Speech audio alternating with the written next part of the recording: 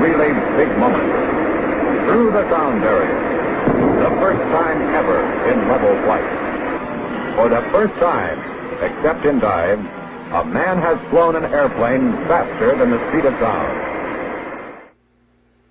We begin our journey on October 14th, 1947.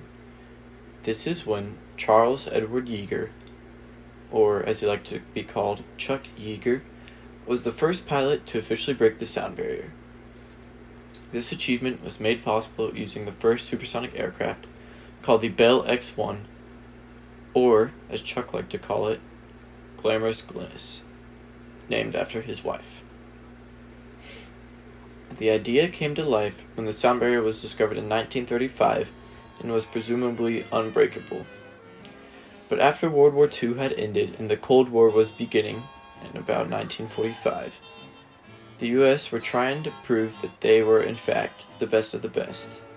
And what better to prove that than to break the unbreakable?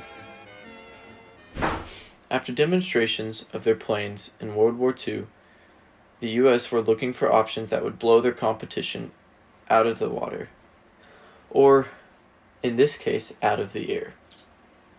They wanted new, innovative ideas of creating planes that would fly consistently at supersonic speeds. This all began in 1945, when the US government awarded Bell with the honor of creating 3 jets that were transonic, which means they were given the capability to make airplanes that reached in between Mach 0.8 and Mach 1.2. This ultimately led to the creation of the Bell X-1. It was made of aluminum with radium paint and had a wingspan of about 8.5 meters, or 28 feet, and a total length of 9.4 meters, or 31 feet.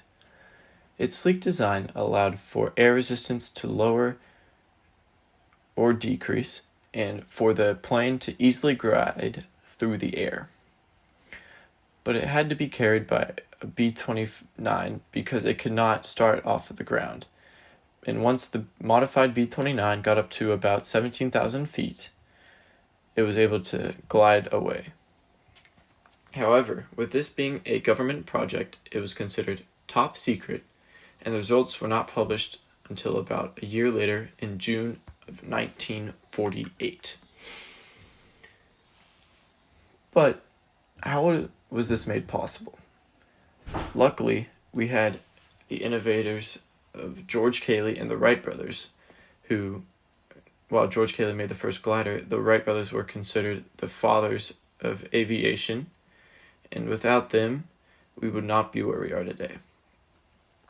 And now that it was coming to the end of the World War II, the P-51 Mustang was retiring, and the idea of jets was coming into existence, and they would soon overcome the simplicity of the propeller planes that had dominated the air for centuries. Or decades, I should say. Because of this, it is highly recommended that all fighter jets in this present day can at least surpass Mach 1 and hopefully Mach 2. The fastest manned aircraft so far is the SR-71 Blackbird, which reaches a top speed of about Mach 3.3, which, to put in perspective, our cars only go about 100 to 120 miles an hour for max speed, and Mach 1 is only 761 miles an hour. So to go Mach 3.3 is really fast. And the fastest fighter jet nowadays is the MiG-25, which can reach a top speed of about Mach 2.83.